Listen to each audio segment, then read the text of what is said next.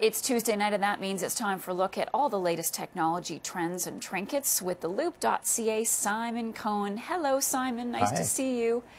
There's a new way to get through to all those bad parkers out there, meaning people that can't park. Yeah, or can't drive, Or for can't that drive, matter. yeah. This is like a wish come true for a lot of us. It's a company out of the San Francisco Bay Area called CurbTXT, or CurbText. Okay. The idea here is that they want all drivers, ideally, to associate their license plates with CurbText's app, which Okay. would let you send an anonymous text to the owner of a vehicle if you found someone in a situation that required some kind of comment. Now, the company puts out ideas such as, what if they parked incorrectly, you wanted to let them know, maybe their meter has expired and you wanted to do them a kindness and let them know, or their lights were still on.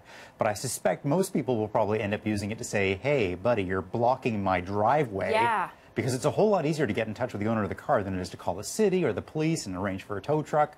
So there's a lot of good reasons to want to get in touch with drivers. Wow. But the Okay. company says that they've already got a way to stop people from abusing the system. Okay. Yeah, so if you're getting a scam text, you can do something about it. Okay. And speaking of parking, Audi has the latest in self-parking. What's that? This is incredible. This came out at the Consumer Electronics Show 2 weeks ago. The company is showing a fully self-parking and self-driving system attached to an experimental A7 sedan of theirs. And the way it works is when you get out of your car, you can Yes. pull out your smartphone and tell the car to go and park in any one of a number of designated open parking spots in a parking lot. Now, in order to make this happen, you need not only onboard sensors on the car and cameras on the car, but you also need the parking lot to be involved. They have to have systems in place as well to let the car know where the free spot is. But if things go according to plan, the car will literally be able to park itself. And then when you're done shopping or whatever it is you're doing, you call your car back the same way. Pull out your smartphone and say, okay, I'm ready, come get me. It's like a chauffeured drive. It's better. Absolutely better, because then you Wow. never have to worry about whether the valet was looking around in your glove compartment or anything like that. It's all self-contained. Well, it seems, like a little bit of a fantasy, but I like that idea. Well, they say in a decade, this should be commonplace. Really? Yeah. I will be on time more often if that's the case. Okay, a Dutch architect,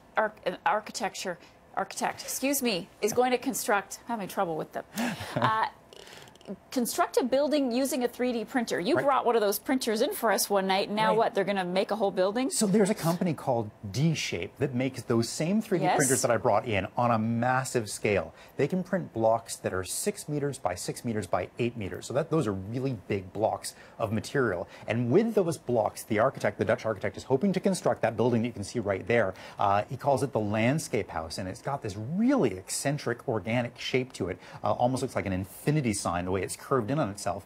And he's going to be able to do that because of the shapes that the 3D printer will let him build with. And it's very impressive. The company claims that they can build these blocks of architecturally suitable material from nothing but sand and some special binder material that they use. So what's the greater thrill? The fact that they can make this or the finished product? Well, I don't know. I mean, those products are incredible. The shapes are staggering. One of the cool things is you don't have to do blocks. You can do organic shapes with voids in them. It really opens it right up. Okay, Simon Cohen, thanks so much. See you next week. All right, you bet.